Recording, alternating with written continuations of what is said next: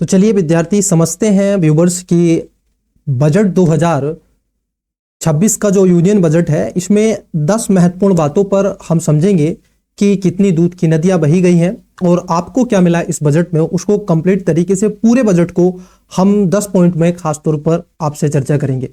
संविधान के एक आर्टिकल है, आर्टिकल 112, वो कहता है कि भारत सरकार प्रतिवर्ष अपना एक वित्त वर्ष का लेखा जोखा प्रस्तुत करेगी, भारतीय संसद के पटल पर रखेगी और ये राष्ट्रपति की दायित्व होगा कि वो संसद के पटल पर रखा जाएगा। तो राष्ट्रपति के कहने पर राष्ट्रपति की ओर से वित्त मंत्री संसद के पटल पर हर प्रतिवर्ष आप देखोगे फरवरी की 1 तारीख को खासतौर पर बजट, यूनियन बजट प्रस्तुत किया जाता है, जो कि भारत की खासतौर पर महत्व आकांक्षाओं और देश के युवा और किसानों को ध्यान में रखते हुए व्यापार, उद्योग और इकोनॉमी को आगे बढ़ाने के लिए कुछ ऐसे महत्वपूर्ण बिंदुओं की बात की गई। तो इस वर्ष के बजट में खासतौर पर किसानों, युवाओं और भी कई ऐसे बिंदुओं को आगे लाने का प्रयास किया गया। तो इसमें कौन है ऐसे वो महत्वपूर्ण जो 10 पॉइंट है। विनिर्माण के क्षेत्र में इसमें जोर दिया गया क्योंकि आयात निर्भरता को कम करने के लिए इंडिया सेमीकंडक्टर मिशन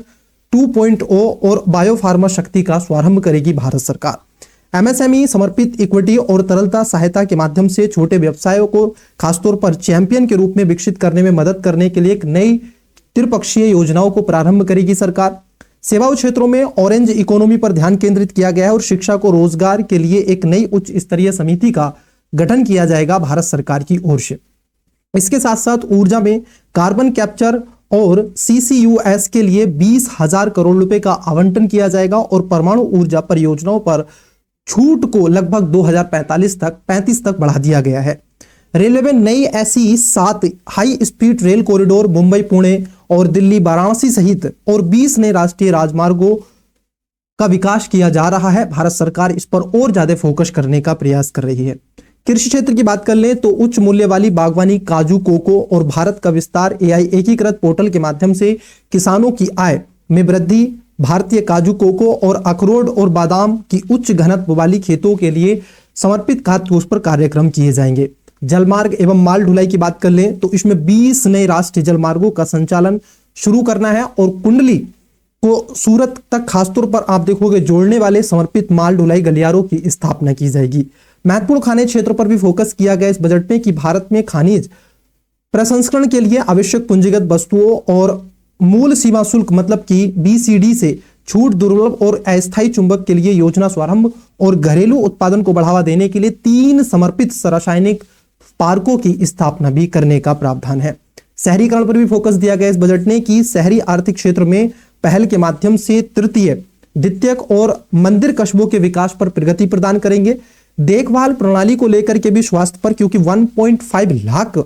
बहुकुशल देखभाल कार्यकर्ताओं को प्रशिक्षण देना है और प्रत्येक जिला अस्पताल में नए आपातकालीन आघात केंद्र की स्थापना भी की जाएगी। इतना ही नहीं, और भी बहुत सारी चीजें हैं कि शिक्षा और समलैंगिकता को बढ़ावा देने के लिए भारत सरकार ने 5 विश्वविद्यालय टाउनशिप का निर्माण और प्रत्येक जिले में विज्ञान, प्रौद्योगिकी और इंजीनियरिंग IITS इन स्थानों में लड़कियों के लिए छात्रावास सुनिश्चित करना है।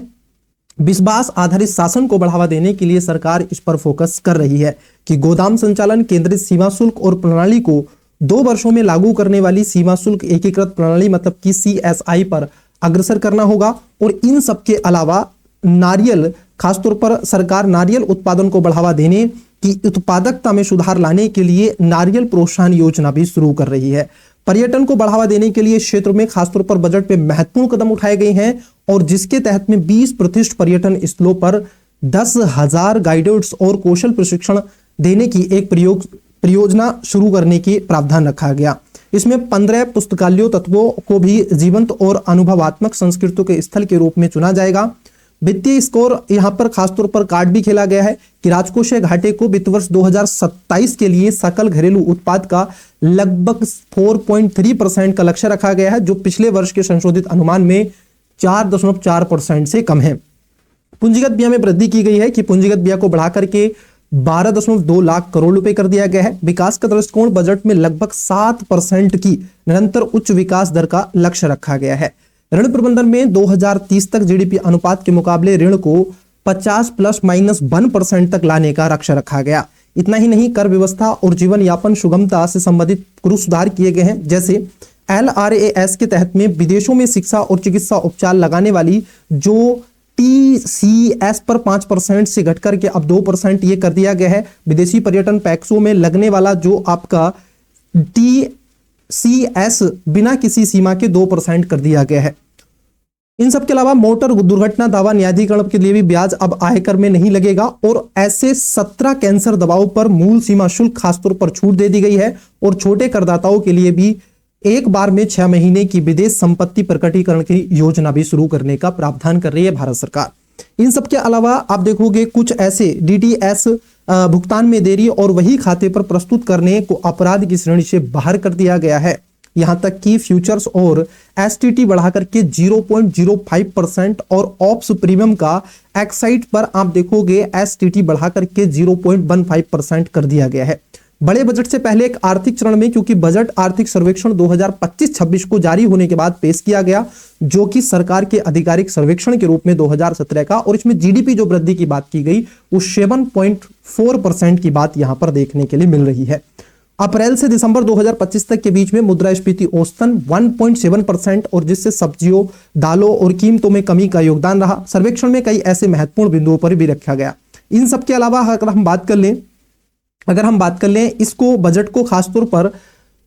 बजट में युवा शक्ति और ऑरेंज इकोनॉमी विशेष पर बल दिया गया और शिक्षा, देखभाल, प्रशिक्षण, डिजिटल सामग्री के लिए भी भारी धन आवंटित किए गए हैं और साथ ही इंडियन सेमीकंडक्टर 2.0 मिशन जैसा कि हमने आपको बताया और आत्मनिर्भर भारत, यहां तक कि आप देखोगे इस बजट के माध्यम से एक और बात स्लोगन के तहत रखा गया कि जीवन की सुगमता, व्यापार करने की सुगमता और प्रमुख बिंदुओं पर विदेशी प्रशिक्षण और युक्तिकरण, विदेशी संपत्तियों को लेकर के यहां पर कई चीजों की बात की गई है। तो ऐसे ये 10 पॉइंट थे जिस पर आप देखोगे विनिर्माण हुआ, MSME, सेवा, ऊर्जा, रेलवे, कृषि, रोजगार और खासतौर पर राजमार्ग, मंत्रालय ढुलाई, महत्वपूर्ण खनिज, शहरीकरण, देखभाल, खासतौर पर प्रणाली और शिक्षा, लैंगिक असमानता, विश्वास आधारित शासन, नारियल योजना को बढ़ावा देना, पर्यटन और वित्तीय स्कोर कार्ड को भी कर दिया गया और खासतौर पर कर और जीवन यापन में सुगमता से संबंधित जो खासतौर पर सुधार किए गए, आज बढ़ाकर के खासतौर पर कितना कर दिया गया, 5% से घटाकर 2% कर दिया गया है। तो ये महत्वपूर्ण थे जो खासतौर पर इस बजट के, यूनियन बजट के